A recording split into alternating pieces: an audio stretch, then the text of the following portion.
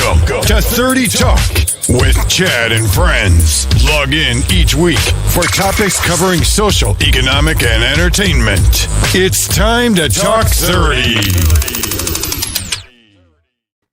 So, good evening, everybody. Good evening, and welcome to 30 Talk with me, Chad, and my friends. Today, like we told you guys last week, and thank my guests again last week for tuning in. It was a great show. We're going to talk today. Let me set my camera right. We're going to talk today about voting. As you guys know, we have a very important election coming up in a few days. It's really, really close. I remember when I was counting like 1,000 and something days, and it's literally less than a month and a half, like about a month away.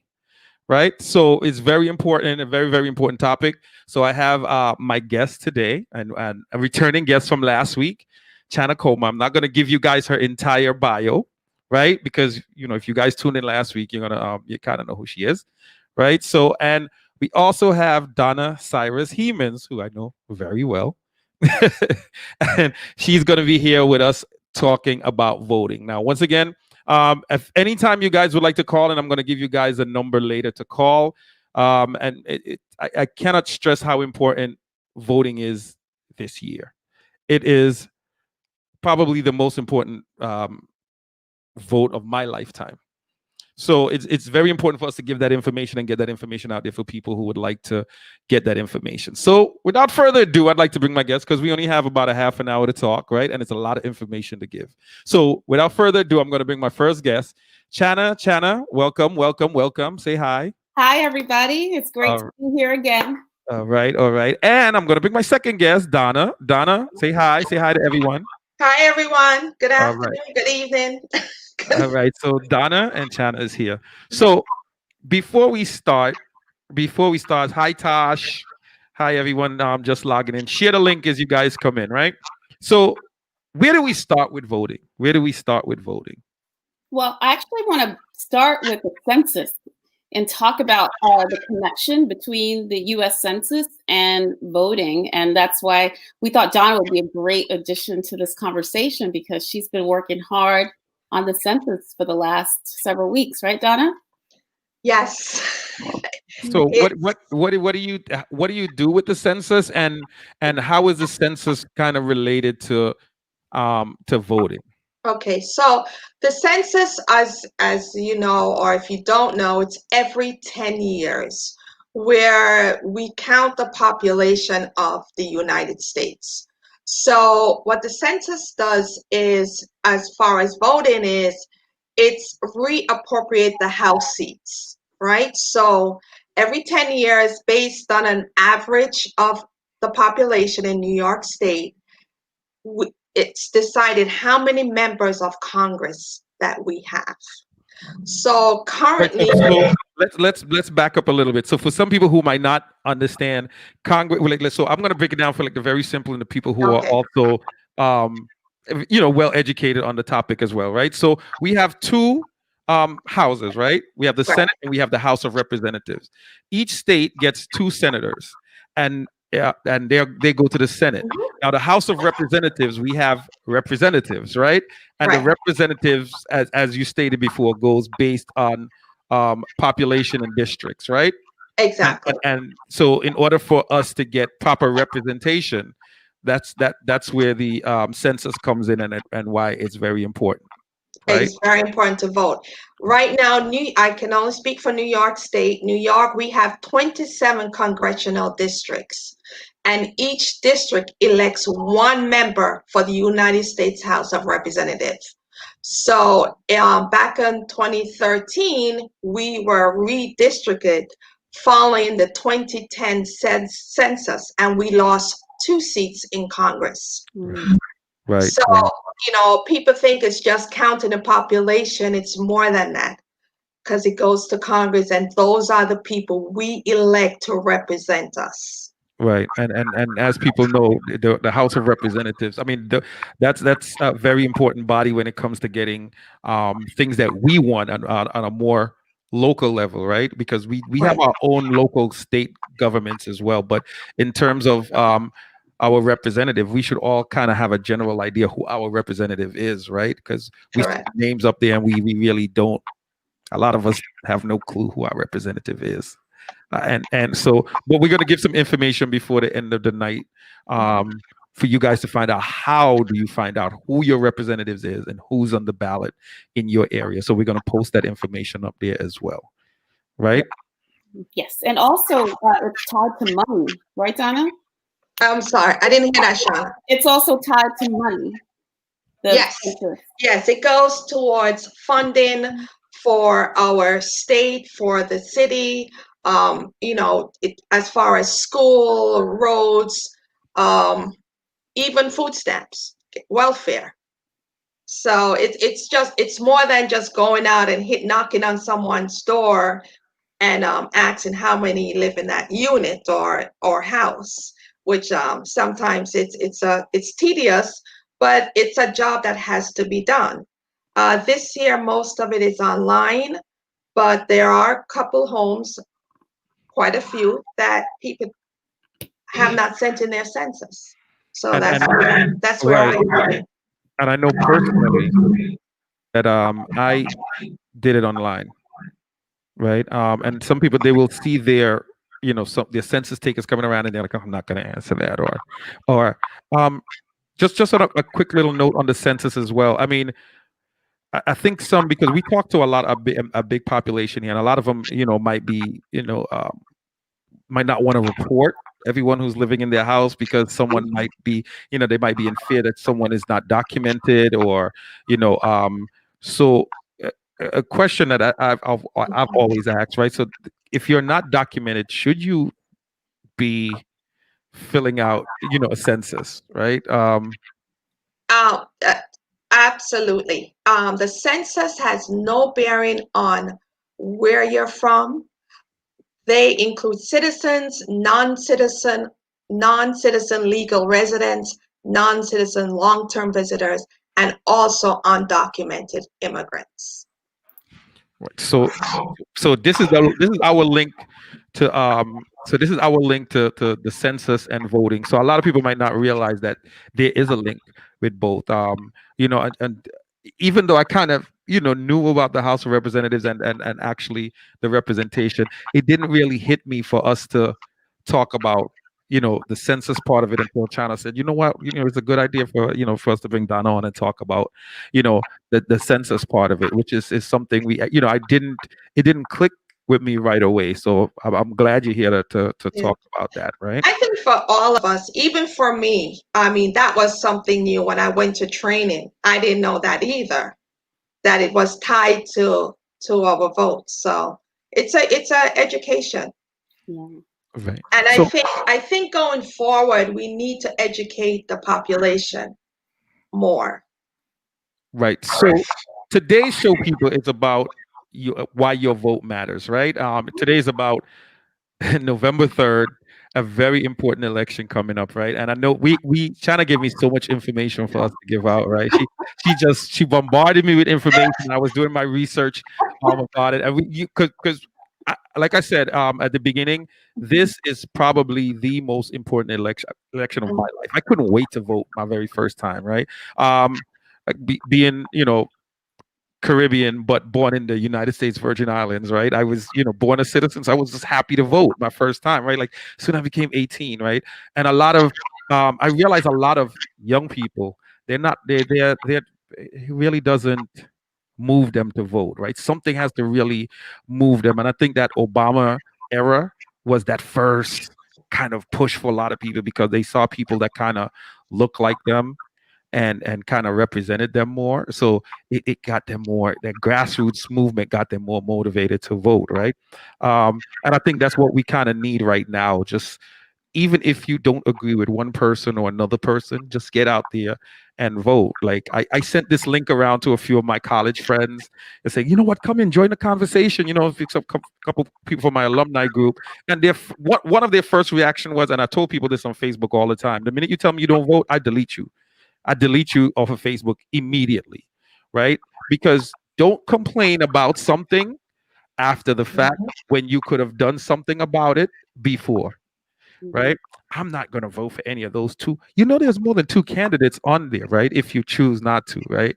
So when somebody tell me I'm not going to vote, I'm not voting,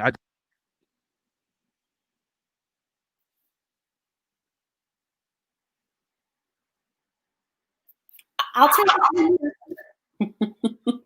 So I agree that this is one of the most critical election cycles ever in my lifetime as well. And I actually was largely apolitical. Like I consider myself to be apolitical. I didn't care one way or the other. That all changed for me in 2016 when I had the opportunity to live and work in Washington, D.C. area. And being there, you just can't help but get involved with politics. And that was the year that our current president was elected. And so that shifted everything. If you were living in DC at that time, it just changed the whole energy of the city. And we all know all the different things that have come about since that time. I think there's so many issues that are up for grabs with not only the presidential vote, but also voting for the people who represent us in the House of Representatives and in the Senate.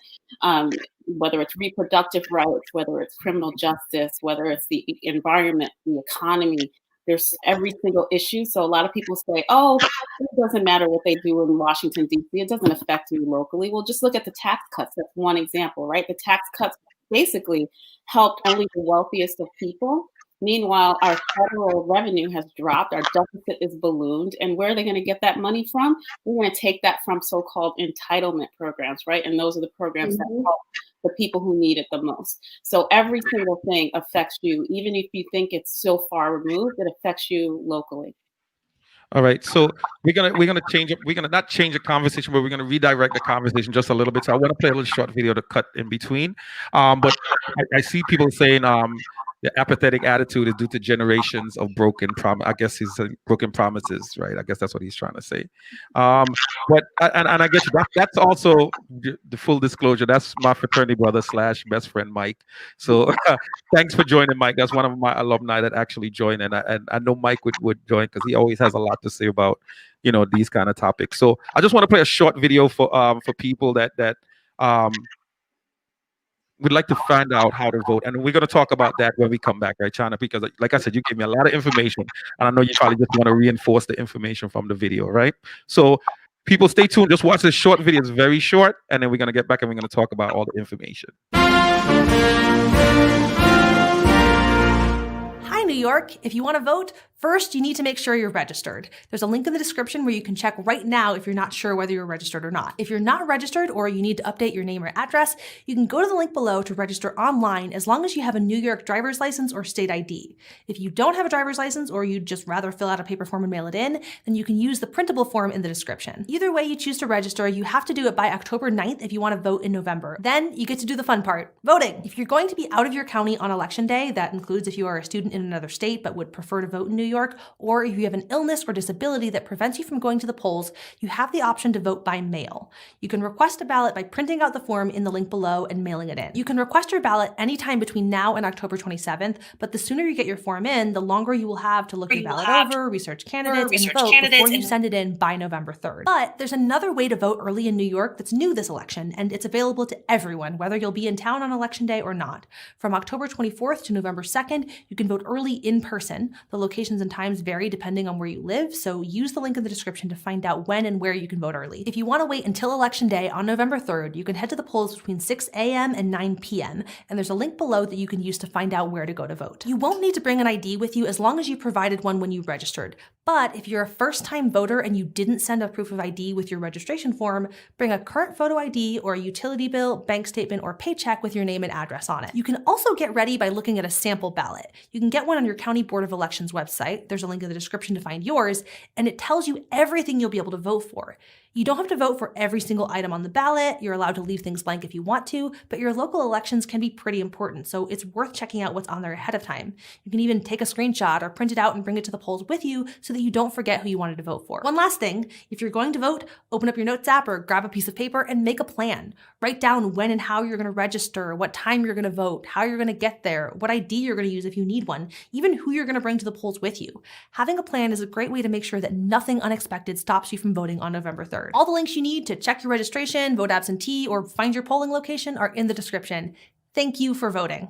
How to Vote in Every State is produced by Complexly in partnership with the All right, so that was short video, right? So, like I said, I don't know, for some people it might have been too long for some people, but it's very, very concise and important information in there, right? So, let's talk about the qualifications, right, to vote in New York Yeah. City. I know I saw something going around. I want to say maybe it was a year and a half ago. People were saying, "Oh, you don't need to be a citizen to vote," and this, and I'm like, listen, for as long as I've known, you must be a citizen of the United States in order to vote. As far as I know, nothing has changed. This includes those of us that are born in the Virgin Islands, Puerto Rico, and Guam, right? So you can vote, right, for president of the United States, right? So if you want to vote in New York City, anything else you want to let them know about voting in New York City? Yeah. You have to be a resident, right? Yes, For 30 30 days. and age. 18 by the end of this year. You can't be in prison or on parole for a felony unless you've been paroled, pardoned, or your rights of citizenship have been restored.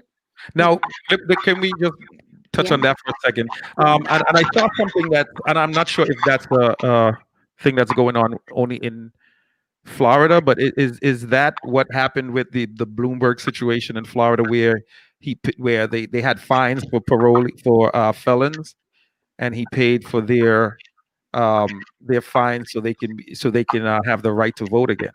That's something that happened in Florida that a lot of people might not be aware of, because Florida is a very important state for people to get out there and vote. So the Bloomberg Foundation, they are paying fines for because in Florida there's a fine for felons. I know we're talking about New York, and I'm digressing a little bit, but if you have a felony conviction in New York, and you serve your time, you paid your dues to society and want to vote, reach out to the Bloomberg Foundation. They are paying fines for convicted felons so that they can now have their rights restored to vote. Right. So that's a little bit to touch on that. And just to note that most of the information that I compiled is for New York City, specifically for New York City. And things vary. There are small variations depending on your locality, right? So you definitely want to check, if you're not in New York, check out what the state regulations are in your state, and also checking counties. If you're not in New York City, you need to check what the regulations are in your specific county. And what about so I saw something, not judge not be a judge mentally incompetent by a court. Yeah. Now, I can make a joke and say that can be a whole lot of people I know.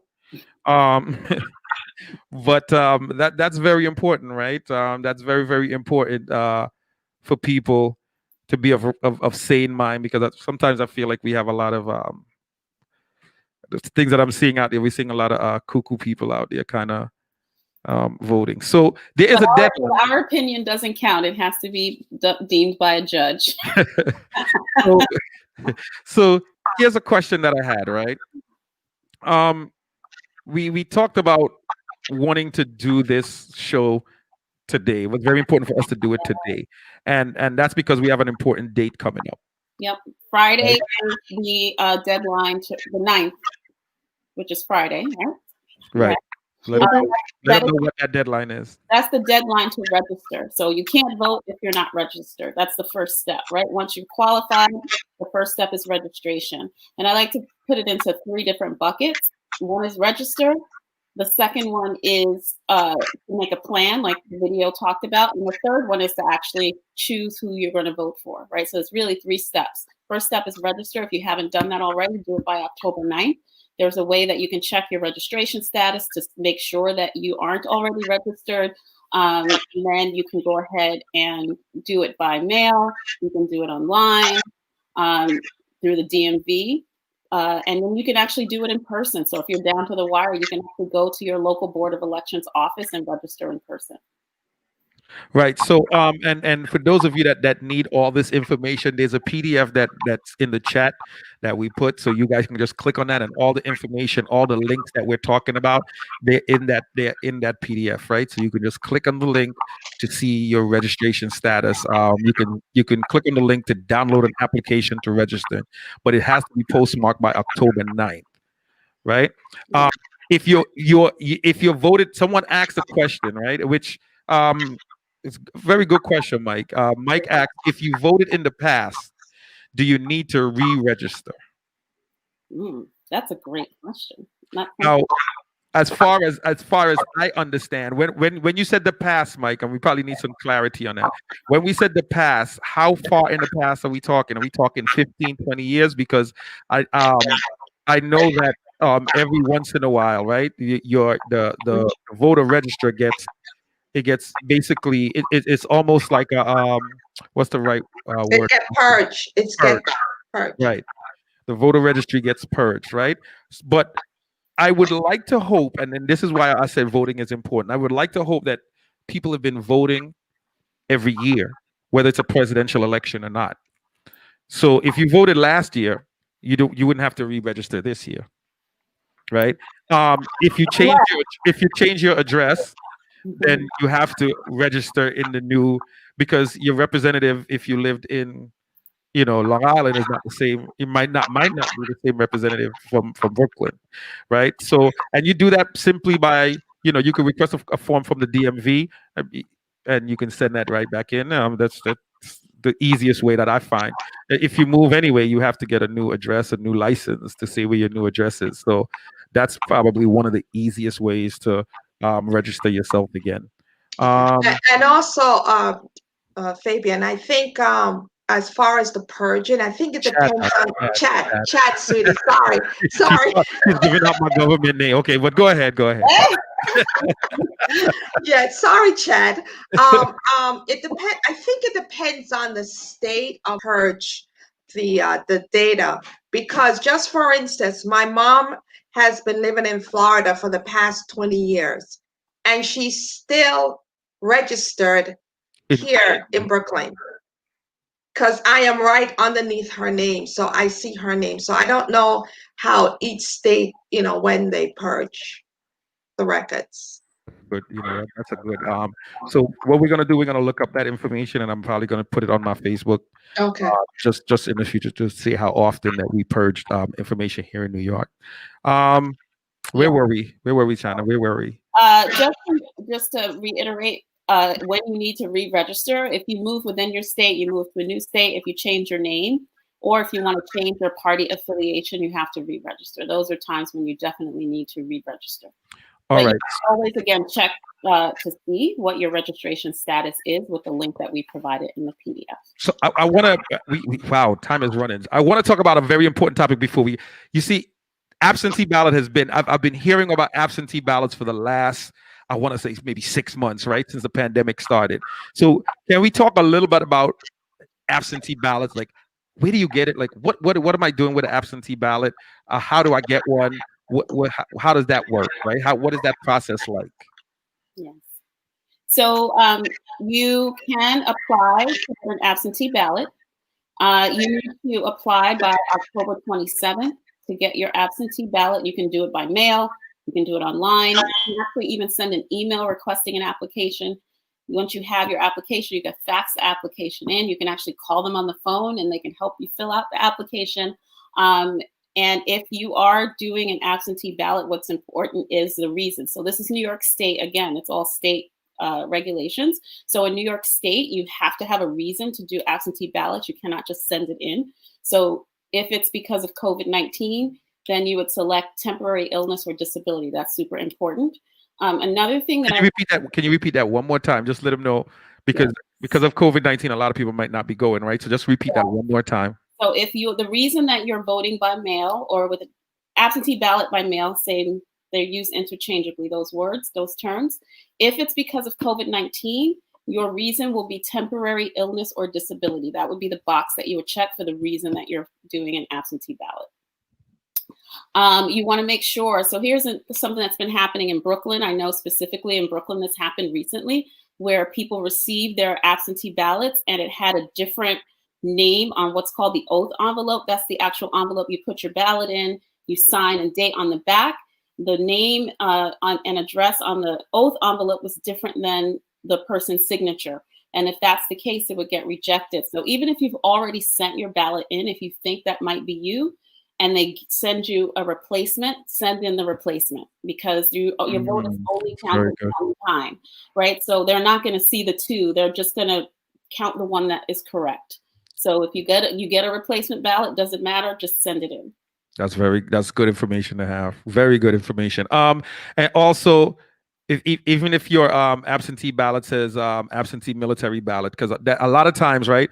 And shout out to all my former friends from the military and stuff, and current friends still that's in the military. That's how you vote a lot of times, right? A lot of times you would want to vote in your state, right? And or you might be out of state, you might be a reservist, you might be deployed, you can still vote. So if you're anywhere in the world, you can still vote. You still have a right to vote where you live, right? So you can still vote. It has to be postmarked by November 3rd. Yes. And so if you get an absentee ballot and it only says military, send it in anyway. Right. They made a mistake on the printing. And then November 3rd, that's the other really important date, right? That's the day that your ballot has to be in. And then postmarked. Actually, there's a new law that was signed by Governor Cuomo that requires absentee ballots received after the day of election with or without a postmark to be counted. It's a new law for this year. So the link is there. You can check it out. Yeah. Like I said, it's in the PDF. That's going to be interesting. Yeah, I don't know how long they're going to wait. Right. Issue. How long? But they're saying that this could be a long wait to find out because of the number of absentee ballots and the number of the shenanigans that's been going on with the president. Even though the deadline for postmark is November 3rd, the recommendation is that you get it mailed like a week earlier, at least by the 27th of October. Make sure if you're going to mail it in, make sure you put 2 forever stamps on it. They're supposed to send it anyway and collect the money from the Board of Elections, but don't take any chances. Just put 2 stamps on it. Right. So people on the ballot for New York, if you live in New York, and we're going to just aim this right now at New Yorkers, because I know there's people all over who are listening, right, who are going to watch this back later just to get the information. But let's focus on New York, right? So New York, there's 27 seats, right, in the U.S. House, and I think Donna talked about it earlier, based on redistricting, depending on our population. Maybe next time around, right? It might be more, depending on how much people are reporting. So we're talking about 27 seats in the U.S. Senate, right? I mean, the U.S. House of Representatives. Sorry, we get 2 senators. There's 63 seats in the state Senate. So we're talking about Albany people. So all the people that go up to Albany in our state Senate, we get 63 seats and 150 seats in the state assembly, right? So I mean, there's a lot of things on the ballot, and I'm gonna also have the link in here so you guys can see who in your area that you guys need to vote for. You have time to do your research. You have about a little under a month to do your research if you're gonna do in-person voting, to find out what are their positions, because a lot of times we don't know a person's positions. I've been guilty of this in the past, of just click coming down the line, right? Just and not really knowing the person's position. This year, more than any other year, I think it's important for us to know what we want, right? Whether you're Black Lives Matter, whether you're Make America Great Again, whether you're wherever you're on the spectrum, left, right, center, green, whatever it is, it's more important now than ever to understand what each candidate brings and who represents us. And really quickly, if you're going to vote in person, leave your swag at home. You might be turned away and have to go through a whole court battle to be able to vote. So leave your Feel the Burn shirts, leave your MAGA hats, leave your Build Back Together flags, leave all that stuff at home, or put it in your bag and put it back on after you're done voting. All right. Nita said, I don't know what's going on at the Board of Elections, but my mom is a registered Democrat. But when I double check her information online, it shows her as a Republican. Hmm. Please advise your viewers to double check that they are registered for the correct party. And that's very important. So then your mom then was not able to vote for the in the Democratic primaries then. So she should have probably realized that. See, then that's why voting at every chance you get, right? Because you can you can knock out a lot of those kinks early, right? Because if you went to the Democratic primary and they tell you can't vote, you probably want to know why, and then they'll let you know you're not a registered, right? And then you can kind of deal with that at that point. So yeah, like she said, it's very it's and like Mike said, it only matters in the primary, but it matters in the primary because you might want a specific candidate in the primary, right? To be that person that's on the ballot, and now you can't vote for them, Mhm. right? So very good suggestion right there. Very good suggestion right there, Nita. Go ahead. One last thing, I know we're running out of time. I just want to say if you do the absentee mail-in ballot and for whatever reason you're not able to postmark it, you can walk it to a poll site. There's going to be drop boxes at the poll site. You can actually walk it to your local Board of Elections offices. There are drop boxes there as well. So get your vote in no matter how you have to do it. Right. And people this was a quick 30 minutes. Oh my God. I feel like we still have more to I feel like we still have more to talk about, right? Yeah, Yeah. could be a part two. Yes. Well, I want to do, you know what? I want to do a part 2 on November 3rd. What is that first what is that first Tuesday well, November 3rd is a Tuesday, right? So I guess it would be November 10th. So November 10th, I want to do a follow-up show on what people's voting experience was like, what they saw at the polls. Maybe we might need to console people. Maybe we might need to congratulate. If people will feel jubilant and feel, a sense of relief, right? Um, so someone said, okay, she said you need to change your voter registration if you. Okay, got it. That was you, China, right? You said move within your state, change your name. You want to Yeah. change your political party affiliation. All right, got you. All Um, right, so This is um, a great conversation. Thank you. we, I know it's short, but there's so much information, but it's all in the PDF. right. So all that information is in the PDF, people. If you guys want to see, I'm going to also post a great couple of links right now for you guys to look at. So you can look up to see your registration status. You can I'm also going to include a link for you guys to register by mail, to register online, request absentee ballot, and to find your polling locations. Because a lot of people, you might be new to an area, right? And then that's something that happens with a lot of people. You recently moved and you have no clue where you're. Because I had to do that myself. What was it? What was it? The primaries I had to figure out. And Chad, I think the Board of Elections are sending out a little pamphlet because I got mine, I believe, yesterday of who to vote for in the election. Okay, that's good. I And, think I got mine yesterday. right, and I have a few people, and I know who they're voting for, but I'm trying not to make it. You know, I'm really disgusted, but I'm trying not to go that direction today. I'm just trying to present them with the information. I just know that us, right? Because I told you guys before, this show is about empowering Black, Caribbean, and brown people, right? Let's empower ourselves and to give that information out there. We need to get passionate about voting. We need to know what our platform is as people of color. We need to understand. We need to have our platform and know this is what we want, and this is the best person that's currently running that's going to represent what I want, and we have to be together on it. So, with that being said, last video, and I want to thank our guests. We're going to ride out on this video. But thank you, Donna, so much. And once again, if you see Donna, anyone like Donna coming around, taking for the census is very important, people. Right. So make sure you guys, answer the census. There's a way to do it online as well. Register, right? To do that if you need to vote, you have until when, Channa, to register? Register October 6th. October October 9th, sorry. Yeah. Today's October. I was like, oh my God, I missed. No. Yeah, Yeah. Friday. And the census goes on till October 31st. Okay, good. See, I didn't know that. So October 31st is the census. This Friday is your last chance, people. This Friday is your last chance to register to vote for this year's very, very important election. I'm gonna just put in a little piece of politics into it because I didn't want to, but please, people, watch the news, watch all the news, right? Because some people are stuck on like 2 channels.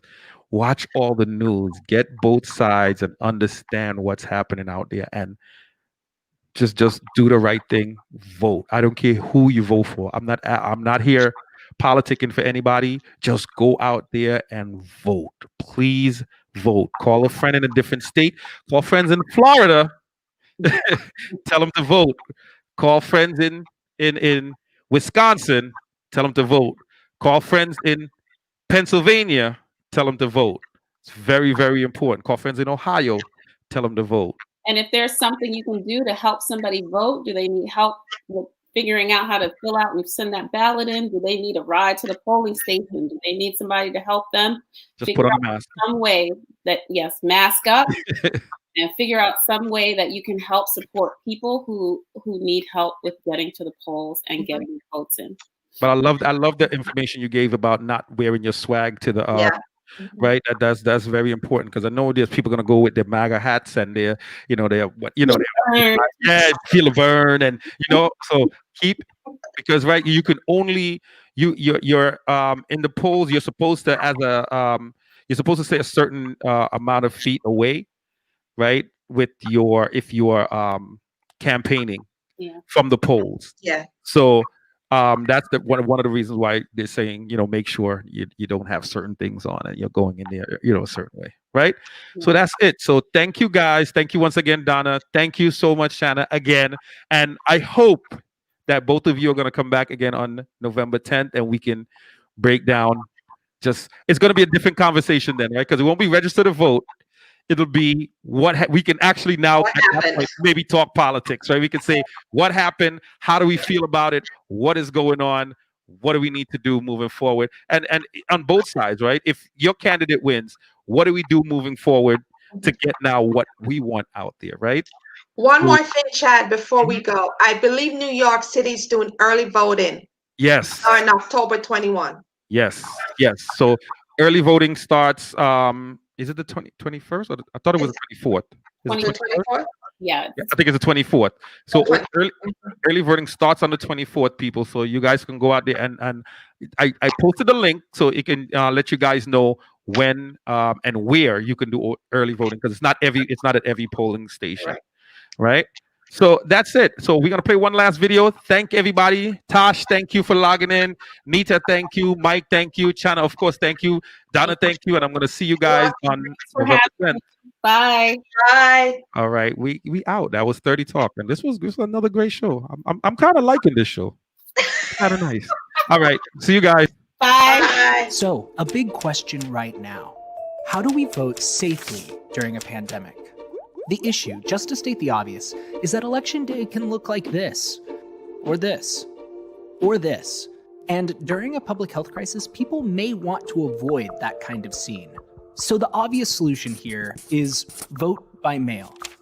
It's safe and it's easy, but how does it work? And how do we make it happen in time? That's what we're covering here. But first, some voting history.